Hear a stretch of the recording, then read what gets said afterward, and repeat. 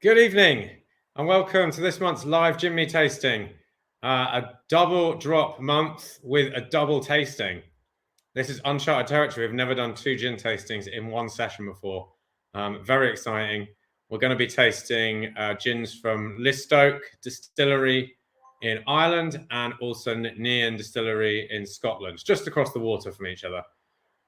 As always, in Cocktail Corner, Cornwall, that's me in Cornwall, Cocktail Corner, we've got my business partner, Tom Ask. Hello, Tom. How are you? How you doing? Good. You? Yeah, good. Can see you've got your gins ready, and you're going to be ready to mix up some cocktails for us in a bit. Matching bracelet. Yeah, matching bracelet. Very good. Which I've just noticed. Cool. Well, we're going to crack straight into this because we've got to get through two distilleries, so there's no time to waste. We are going to start with Listoke Distillery and Sarah. Hey, Sarah. Hello, guys. How are we? Good, thank you. How are you? How are you? I am great. Thanks so much for having me. First on my list, I'm going to get a matching bracelet as well, I think.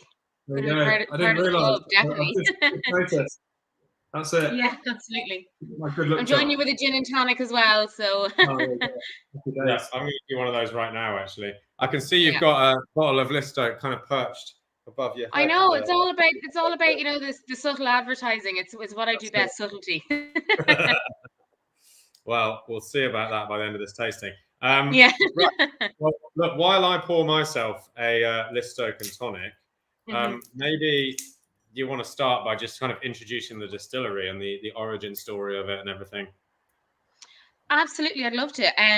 So we are Listoke Distillery from County Louth in Ireland, the Boyne Valley region. So we're actually an hour north of Dublin.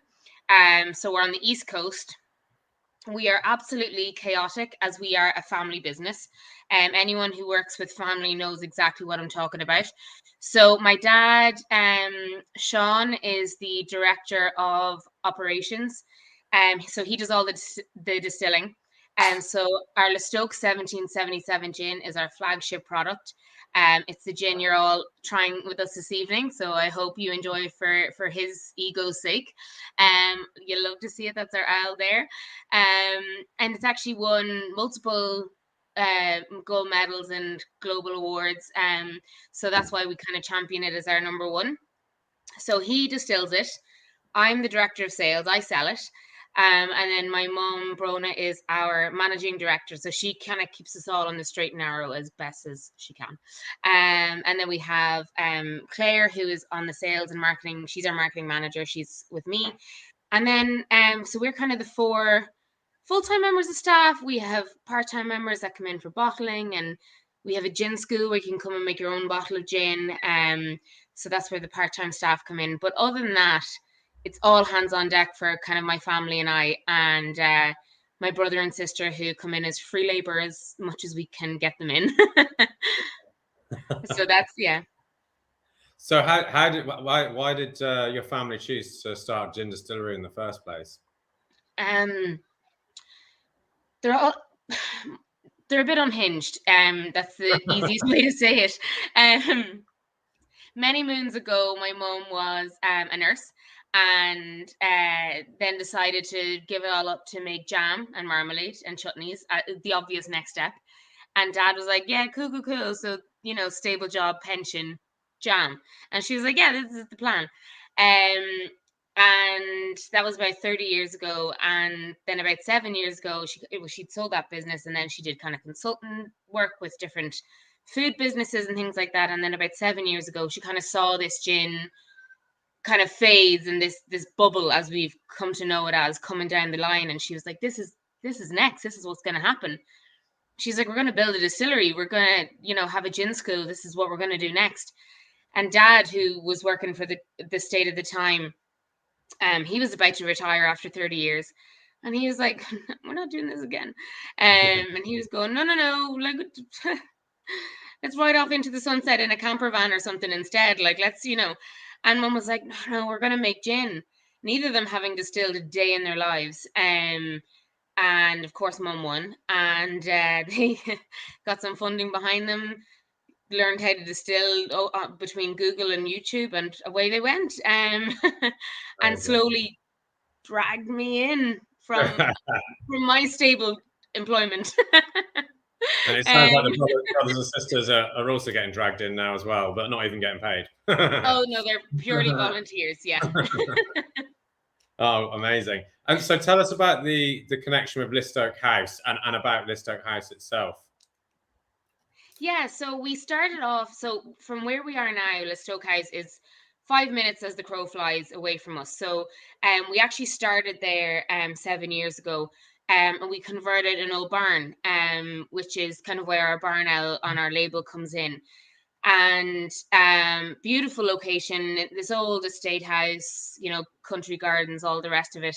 And 4 years ago, we ended up actually needing to move because it was too small for us. And it's literally every small company's dream is that one complaint is that they're getting too big for where they are. So we needed more space. We needed a bigger still to keep up with production, and we needed more seats for our gin school because we were booked out every weekend. And we had to, we were now in an industrial estate. We're in a warehouse that we've made pretty for the tourism side, and it's very industrial from the distilling side.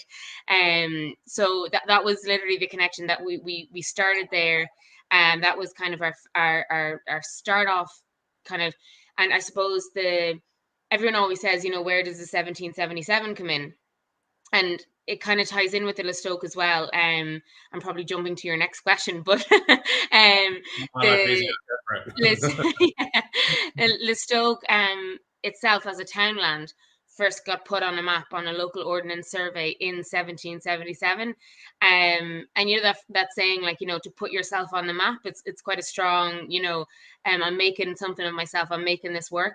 And that's what we were kind of identifying ourselves as, and we were going, yeah, we're doing this, we're putting ourselves on the map. And so that's where we kind of resonated with that. And from sales and marketing side, all the sevens are really easy in non-English speaking countries, so we've kind of got two things covered.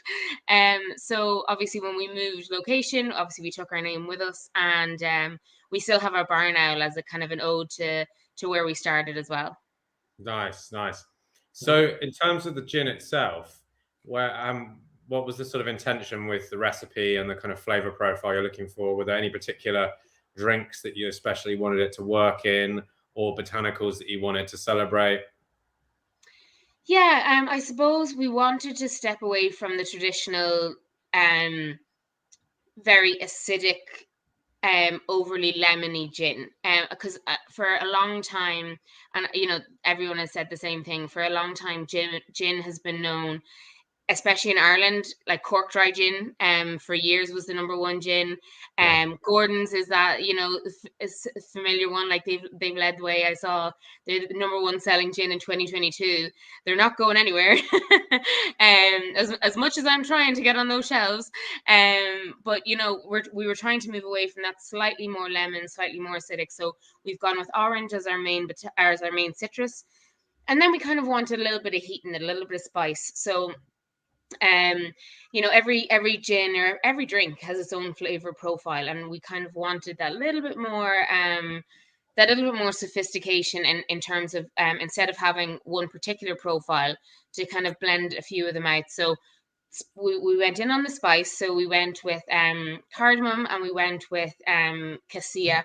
So without being too savory spice, we have that little bit of warmth in there as well. And then we had to have a bit of floral in there just to round it off. Again, didn't want anything too sweet, didn't want anything that kind of one person would like, but another person would go, oh God, that's a garden, in there. So we went for a small bit of jasmine. And again, it's just to round it out.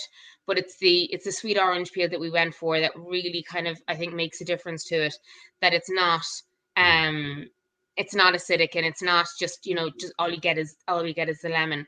And I think as well, when we were setting out to make it, we didn't want 500 botanicals in it and you could only taste 10.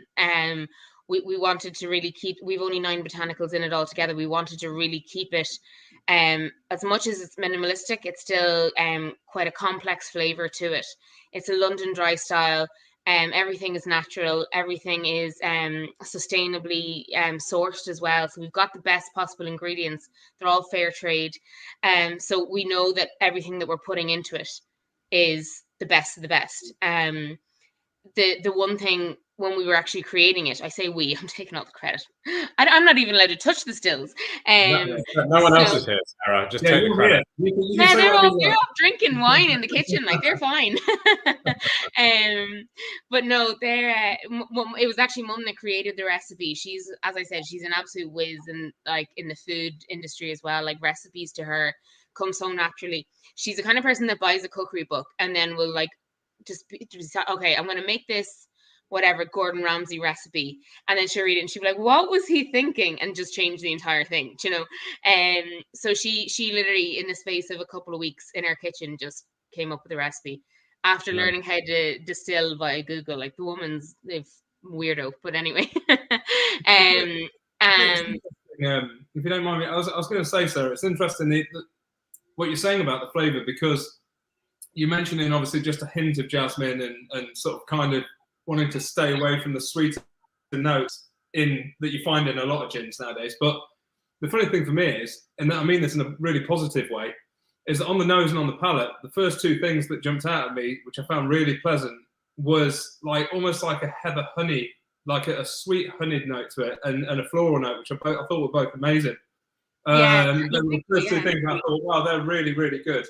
And it's interesting that you've got those things without necessarily looking for them. It shows the sort of depth of certain other botanicals that can bring out flavors, I guess, in each other, right? Something like jasmine can bring out a sweetness, for example, in a different botanical that has characteristics of something like honey. But they're the flavors that I got, which I thought were really good.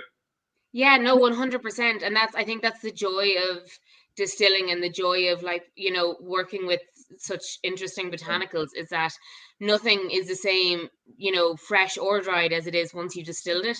But I think as well, like as you say, with that on the nose, that floral, you get the floral note as well, but the sweetness from the cassia, which I absolutely love. You know, cassia is part of the cinnamon family, and I absolutely love the smell of it. But you can't taste that. You know, it doesn't taste like Christmas. It doesn't taste, you know, like fruitcake or anything like that. But you do get that little bit of sweetness coming through at the very, very beginning. So yeah, it has that kind of, that, you know, kind of journey of flavor where you kind of get a little bit of every flavor profile, which is what you want. You want a well-rounded experience. How many different iterations were there before you came across this recipe? How long did it take to develop the recipe that the family went, right, okay, this is the one that we're going to go with? I mean, how long was that?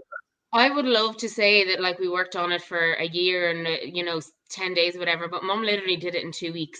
As I said, you know, now don't get me wrong, we had a little copper still that we were running in our kitchen sink. So by tester number 3, we were like, a gin company is a great idea.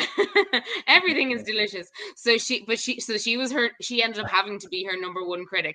Dad was like, my wife is a genius at that point. But yeah, so I think it was probably the 7th or 8th batch that she had got it, like, where she kind of really wanted it in terms of like a good balance. And then we had the 50-liter still. So everything on a 1-liter copper still is going to taste very different than on a larger size. So we actually use the ice stills for all of our distilling. So the 50-liter was the first one we got, and just as a type of machinery, like, it's out of this world in terms of the class and the quality. It's incredible. So once we got the 50-liter up and running, she had one batch on that, and it was a couple of tweaks. And I think it was 3 batches on the 50-liter, and then she was like, "Yep, this is it. We're not changing it." So you know, it was a very short amount of time, to be fair to her. So every time dad is a distiller, so every time the gin wins an award, he's like, "Oh my God, I'm amazing!" But Mum's like, "But who came up with the recipe?" So they both have to take credit. No, good. I mean, that is pretty rapid, considering the quality of what's in that bottle. Yeah, no, it is. It was really quick. None of our other recipes have taken too long either. As I said, like it is a particularly insane skill that she has with flavor and with recipes and with, ingredients. I think if it was just myself and Dad battering away with botanicals and stuff, we'd be there for about 3 years, to be honest. Fair enough. Good, but I love it. I think it's great. Thank you so much. I appreciate that. Thank you. Just going back to the tasting side of it, for me, when I tasted it or nosed it a few weeks ago, I really thought the orange was quite pronounced, and I still do, and the cinnamon as well. It made me start to think, oh, maybe this is more of like a Christmas gin. But actually, when I mix it now with tonic water, I start to get much more of the florality out of it, and that jasmine comes through. I mean, it is the funny thing about gin, how sensitive it is to dilution, and how sometimes by lengthening it out and adding bubbles and sugar, of course, that's in tonic water, it can completely change the way that the botanicals present themselves. And it's sitting in front of me now, and it's a really beautiful summer gin and tonic. Thank you. So, yeah, well done. Look, we've got Matt from Nc'nean as well. We're going to talk about Nc'nean next, but he's got a pouch of Listoke too, which I think he's mixed into a martini. He might have drunk it already by now. So let's bring him in. Like half of it. It's a good martini. Is it delicious? Really good martini. Yeah. It's got that cassie and the cinnamon really pop in the martini. I don't know if it's my slightly old vermouth, but it's made this kind of like bready thing where it's almost like cinnamon buns, cinnamon rolls, where you've got that kind of pastry breadiness plus the cinnamon plus the sweetness, and it's wicked, yummy martini. Excellent. Finish this one now. Thanks. You guys are all so nice. I love this. Yeah, well, it is being broadcast to the live. Yeah. It'd be harsh if you were mean. What's your favourite way to drink it, Sarah? Oh, I'm a G&T gal all the way. I love it. Now we would like to, kind of mix up a few cocktails every now and again. We're good for a Negroni as well. But I'm G&T to the dead. Dad drinks it neat. He'll drink it with a few ice cubes. But that's a bit too hardcore for me. But yeah, G&T. We'd always have ours with a few juniper berries and orange peel. Is our classic serve. Yeah. So the oils from the orange peel are the way to go. Yeah. Yeah, there's definitely an orange affinity with this gin for sure. Yeah. Tom, are you gonna I was gonna say, given that you guys all seem to have, Matt's got a martini and you guys have a gin and tonic, I seem to be the only person without a drink in hand, and so it seems like a suitable point in the tasting for me to make myself a drink. While we're here, and then obviously Matt can talk about Nc'nean. But the drink that I guess for a bit of context, and I say this every month. One of the key things here is that we want to be showcasing and talking about drinks that anyone can make at home. And so what that tends to mean is that the ingredients involved are quite minimal. And in this particular drink that I'm going to make with the Listoke, doesn't get any more minimal than what I'm about to make, which is a classic gin gimlet. And a gimlet, as I understand it, basically was inspired by the combination of fresh limes and spirit, sometimes rum or gin, I guess brandy at times as well, on board ships during the 17th and 18th century. And fresh lime was a known sort of preventative or cure for scurvy at the time. And so it made perfect sense to mix the daily rations of booze, whatever it might have been on board, with fresh limes to both, I guess, have a good time, but also to cure or prevent scurvy. So this drink, I think it was written about in the 1920s, I believe, and I'm sure Matt or Tristan may correct me if I'm wrong. I think it was Harry McElhone wrote about it first in the late 1920s. And it basically was a drink that consisted of equal parts gin and Rose's lime cordial. Now, interestingly, I'm trying to make sure the labels. Rose's lime cordial is an interesting one because you still see this in almost not only every supermarket, every corner shop, every convenience store, and anywhere that you can buy a bottle of tonic water, you'll find a bottle of Rose's cordial. And it's been around since 1867, now owned by Schweppes. Nevertheless, back in the day, So let me. I guess to start again, the classic gimlet, as it was written about in the 20s, basically was equal parts lime cordial and gin. Effectively, that was it. Stirred down and strained into a chilled glass and consumed like that. Now, my personal preference, because as I would understand it, the cordial nowadays is probably a lot sweeter than it would have been in the late 19th century. I personally like to add just a splash of fresh lime juice in there as well, but keep the rest of the drink exactly the same. So I'm going to start by icing, and excuse me for a second, icing my mixing glass, which I've got here. And very simply, I'm going to add equal parts of the Listoke gin, 1777, like so, and Rose's lime cordial. Now, as I say, I think if I were to just go like for like with this, without any addition of further acidity, I think it would be on the slightly on the sweet side. So I'm going to add just a splash, not the juice of a half lime, but just a splash of fresh lime juice from this lime as well, like so. A few drops, a little bit like that. And I'm going to give this a simple stir. You could obviously do this in a pint glass or in any other vessel that you've got. I'm going to give that a quick stir like so, and I've got my glass just to the left of me in my freezer, just chilling down. I'm going to stir this for about 20, 30 seconds, and I'm simply going to strain it into the glass, and I'm going to serve it without any garnish at all, just as a nice, I guess it's sort of like a hybrid between a Collins or a long citrus-based drink and a martini, in that you've got equal parts of that citrus, that lime flavour, the acidity, and also the cut through of the Listoke as well. And I think that the floral notes and slightly sweet orange notes that we've talked about will shine through really nicely. So let me just reach over here and grab my first chilled glass. And it's quite nice actually making drinks sat down. I'm normally stood up behind a bar or similar if I'm making drinks, but I'm just going to strain this into this chilled glass like so. And as I say, I'm not going to worry about that little shard of ice that's gone in there.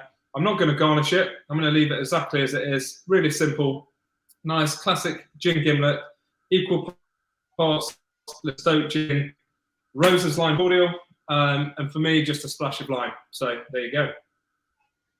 That sounds delicious. It is utterly delicious. Really, really good, really simple. It's a nice one for summer, like we were talking about. It's kind of in that middle ground between having a really lengthy drink, in terms of the freshness and the lightness of it, and having something that's a little bit more, snappy, cold, quicker. Something that you want, you're going to want to drink within sort of 10 minutes in the sun, or quicker. 3 sips. Let's say. Could get us all into trouble, but yeah, sounds good. It wouldn't be the first time. So yeah, that's a classic gimlet. Really simple, absolutely delicious. Yeah, best served absolutely freezing cold, eh? They've got to be so cold, gimlets. Yeah, well, this is it. This is why you've either got to drink it in minus temperatures or drink it very quickly. Yeah. Well, let's see how quickly you're going to drink it now while we have a chat with Matt. Exactly. So, Matt, well, thanks for joining us. A pleasure. You are a regular on the Whiskey Me live stream because we featured Nc'nean 3 times, I think. Twice. This is the 3rd time for Nc'nean. Spoiler alert: Nc'nean also make whiskey, but also Matt used to work for Whiskey Me. He used to pretty much run Whiskey Me back in the early days. So he's a former colleague of Tom and I, and always a pleasure to, even if it is virtually, spend a bit of time with you, Matt. Oh, thank you very much. It's nice going from trying to talk as much as I possibly can about whiskey to actually making it for a living and living that crazy life. It's fun. Yeah. Cool. Well, speaking of crazy, this product here is really like no other. It kind of sits somewhere between gin and whiskey, I guess. And it's By the way, the bottle's just amazing. It's such a beautiful tactile thing. And a great size as well, 50 cl instead of 70, but somehow that seems really appropriate on this product. Yeah, we have a lot of people turn them into lamps. Yeah, I'm not surprised. We're going to get on and talk about it. For any of our members who've already had a sniff or a taste, you might have initially been like, whoa, what is this? And we'll get into the nitty gritty of it, although it is discussed on the tasting card and on the blog post and all the other literature we provide. But before we start talking about the liquid, let's talk a bit about the distillery, because that is a special place as well. So do you want to give us sort of an elevator primer on Nc'nean and what it's all about, Matt? Oh, you said elevator last time and it went on far too long, so I'll try and keep it short. That's why I'm emphasising it again. It's the shortest of elevator ride. The elevator at the Burj Khalifa. Yeah. Broken elevator. So we're Nc'nean. We're comfortably the most sustainable distillery in Scotland. Everything we do is designed around making delicious, approachable spirits in the best possible way for the planet. Like the top headline ones are that we're 100% organic. For all our spirits, we only use 100% organic Scottish barley as well, which supports biodiversity in Scottish farmland, etc. And we're powered 100% by renewable energy. So we are net carbon zero on site, and we're carbon neutral field to gate in our supply chain. There's a million other little things, but it's every possible thing that you can do at a distillery goes through a lens of, can we do this in a better way for a planet? And if we can, then we do. If anyone watching is familiar with B Corps and B Corp companies where the B stands for benefit, and it means that you look after people, planet, and profits at the same time. We've got the highest B Corp score in all of food and beverage globally. It's 135.6, which out of context means nothing, but trust me, it's a really, really high score, and we're good for the planet. That was good. That was, I reckon, only about 10 floors on an elevator. You've been practicing. And I'm even kind of like, what questions can I ask him now? He's kind of answered it all in that genius elevator pitch. One thing I will say, because I've visited the distillery before, I don't know if you've been there, Tom.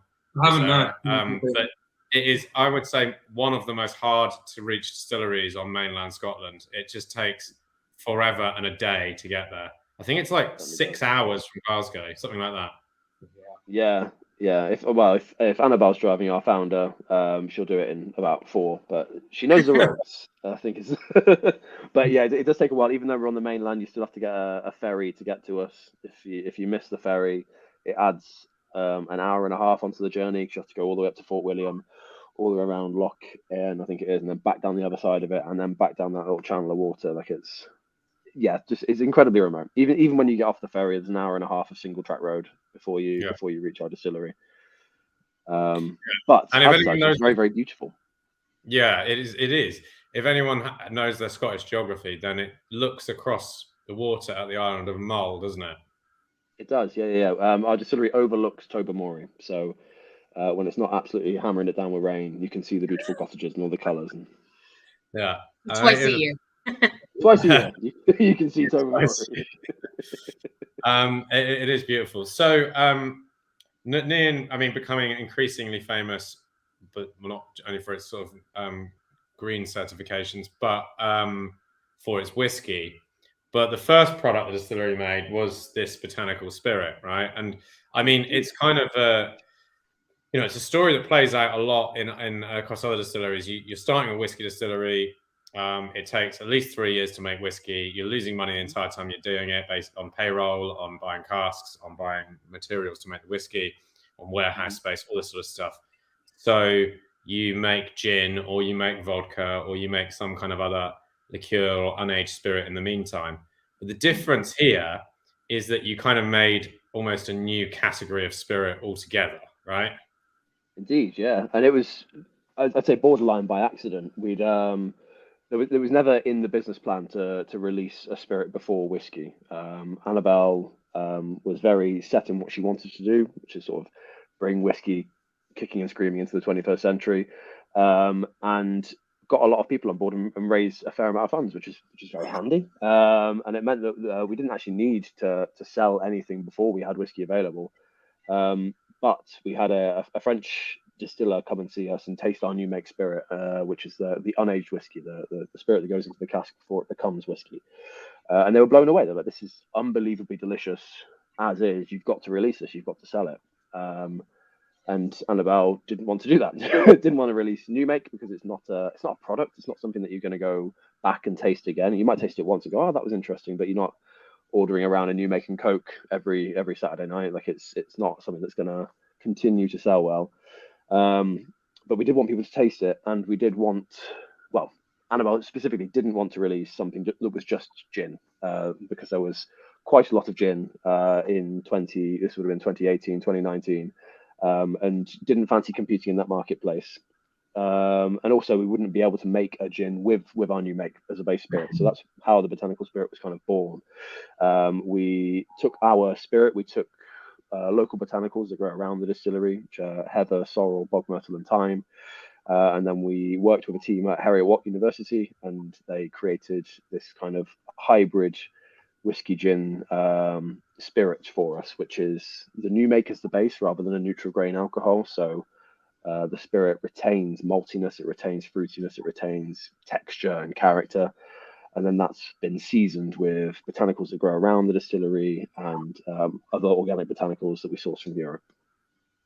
Yeah, and I mean, it's when you smell it, it really does have that new make kind of note to it. It's got that kind of maltiness, that slightly honeyed note to it. I mean, if anyone's ever been to a whiskey distillery and tried the spirit before it gets put in a barrel, they may well be familiar with this aroma. But then there's this extra layer on top of sort of herbaceous qualities, and it's really interesting how the two combine together, I think. Yeah. Well, it's the only thing that we've ever made that I've had no influence in, and I'm still very proud of it. It's something that I love to present to, specifically to bartenders, because it's so different compared to every other spirit, because it's a whole new category. You can give it to a good bartender, and you can watch the cogs turn behind their head of like, oh, I could use it like this, and I can use it like this. Like it works as an unusual replacement in any gin cocktail. It works as an unusual replacement in any whiskey cocktail, and it's a great way of introducing a wider audience to the flavors of whiskey, like those core flavors, not necessarily like the oakiness and the vanilla that you get that way, but to maltiness, to texture and spirit, to fruity esters and richness. It's interesting, isn't it? Because if you think about, again, thinking about the mixability of it and creativity, historically, cocktails, they are quite divided between, I guess, whiskey, including American and Scotch, but mainly American, also obviously gin as well, historically. And you've got something that basically sits right bang in the middle of those drinks that effectively could work in either side, really, in almost any of these drinks could work perfectly, which is really interesting. And like I say, it opens a lot of doors, doesn't it?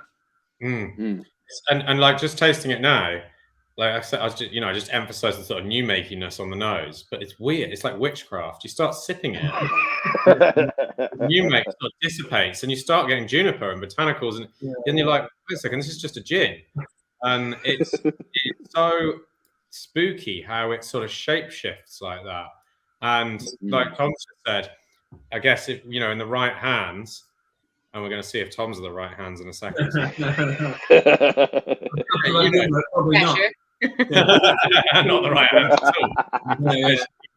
all. You can exploit either one of those to your benefit, and so it's one of those. It is one of those spirits where you're like, God, this could be, or could have been, or maybe still could be, like just huge. Like why, maybe there should be a demand, especially amongst bartenders, for this as like a proper mixing spirit, like a real, something with great credentials and great flavor that is absolutely ideally suited to cocktails.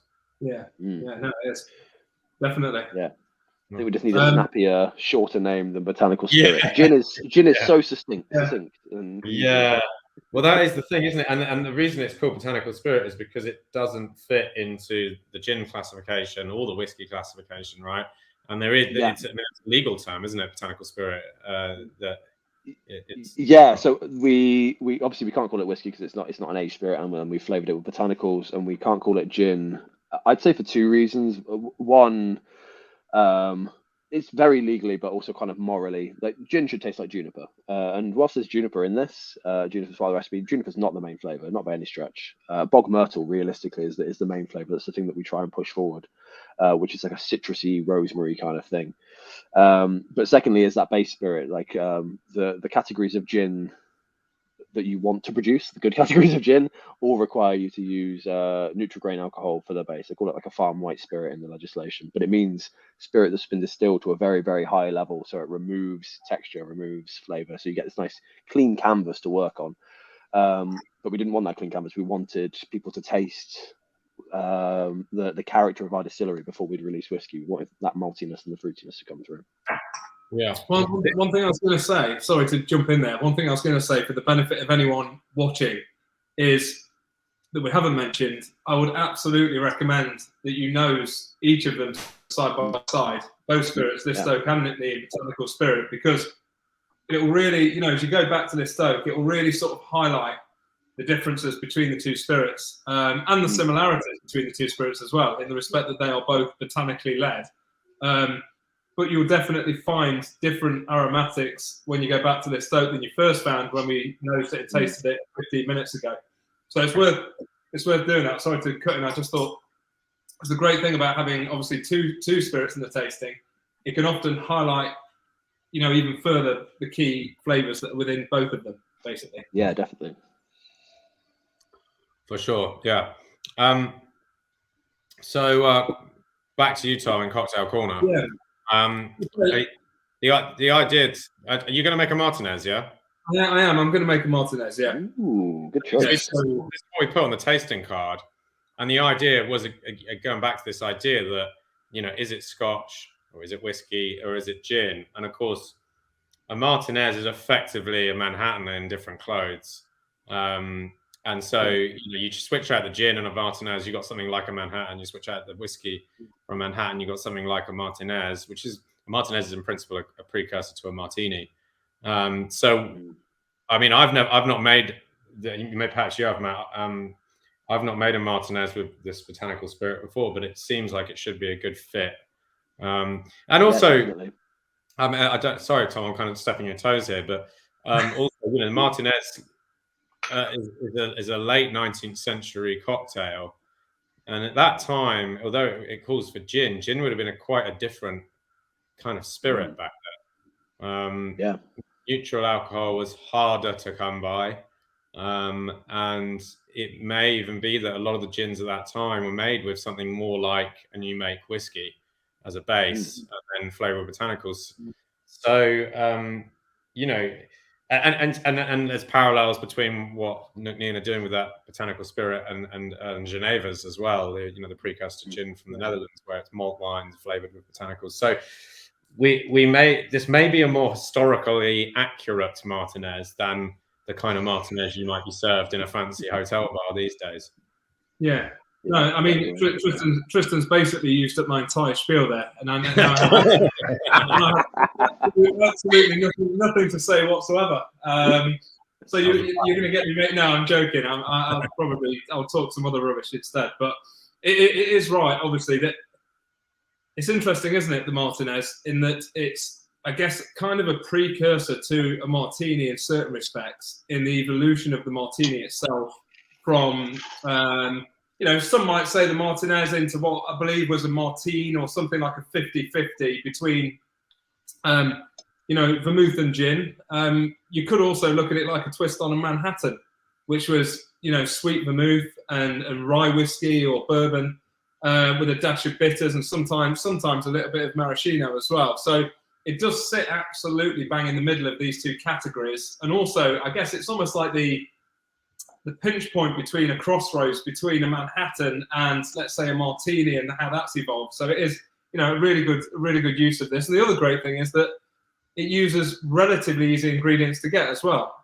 So we've got, a classic Martinez was written about in around the 1860s. I believe one of the first references was a guy called Professor Jerry Thomas, who was an old it was one of the first people basically to publish a cocktail book of recipes, and it's kind of become nowadays the go-to for historical research on, the original drinks that were consumed in the, mainly late 19th century, especially in America.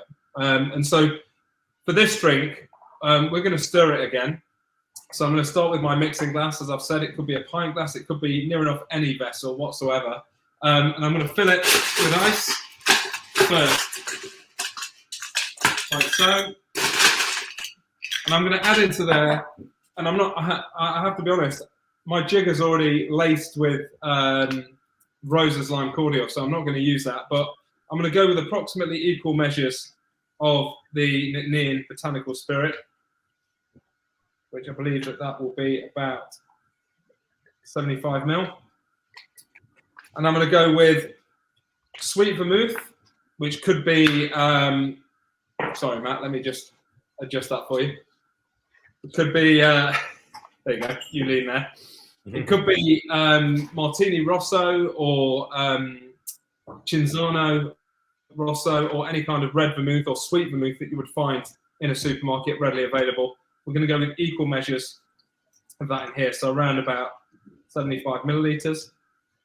And then we're going to add into there, the recipe originally I think called for half the quantity of maraschino. Maraschino is like a cherry liqueur effectively. I'm going to go a little bit less than that, and I'm going to go with about a quarter of the quantity of maraschino liqueur in there, like so. And I'm going to finish this off just with a dash of bitters. Angostura bitters, one of the widest or most widely available bitters that's on the market. And I'm going to add a dash of that in there and all over my worktop as well. That's definitely going to stay in that worktop. Yeah, it's not coming out, is it? No, not a chance. It's definitely staining every second it's on there. I'm going to nervously stir this down whilst I'm waiting to wipe it with the cloth. I'm going to stir that down, same sort of thing, 20-30 seconds. And again, this really is a more, I guess, it's the sort of drink that you would sit, in a more contemplative mood, I guess. Richer, heavier, I guess, like I say, like a Manhattan sort of style of drink. And I'm gonna strain this into a chilled glass, which I have another one chilling right here, same as before. Strain this, no ice, straight into this glass, like so. Oh, that's a healthy measure of Martinez. Oh, lucky me. And I'm going to finish this off just with a twist of orange over the top. And I'm not going to put that in there. I'm going to discard it. But I know there's, I guess mixed feelings on putting garnishes in drinks, especially drinks like this. I personally like the aromatics of citrus, and I like the aromas that come with it, but don't necessarily want something getting stuck in my teeth or when I'm trying to sip a drink that doesn't have any ice in it, personally. So I'll leave it out and have it, translucent and crystal clear and nice and simple like this. So this is a version of a Martinez, equal parts of the Nc'nean botanical spirit, sweet vermouth, Martini Rosso or Cinzano Rosso, a quarter of the same quantity of maraschino liqueur, a dash of bitters, stirred down and strained into a glass like this. So cheers. That's about, 150 millilitres of... That's great.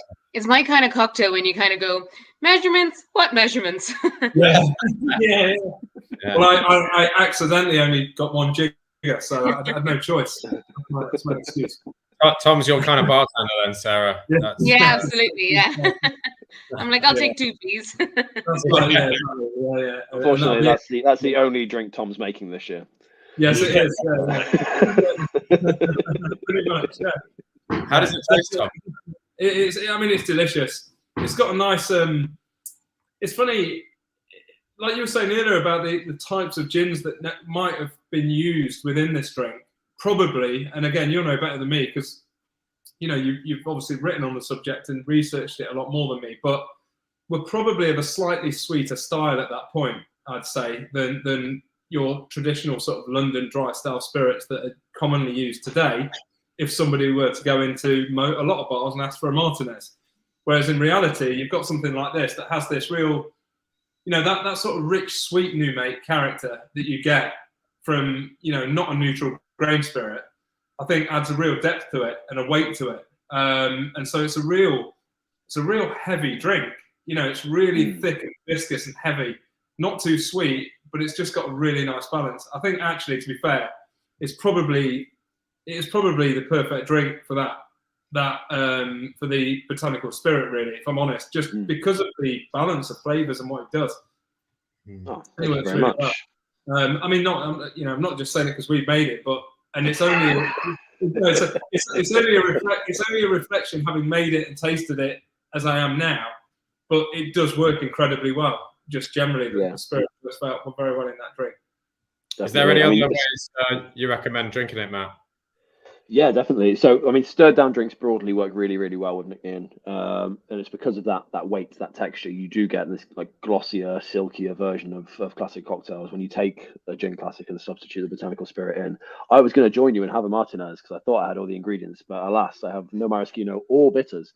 But I did have some Campari. So I've got a Negroni in kind of Valentino proportions. So 2 parts the botanical spirit, 1 part sweet vermouth, and 1 part Campari.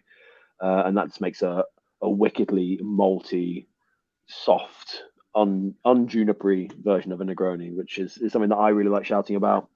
I know the distillery team all love it in Clover Clubs. So you'll get this like raspberry gin sour, and the raspberryness and the maltiness play exceptionally well together.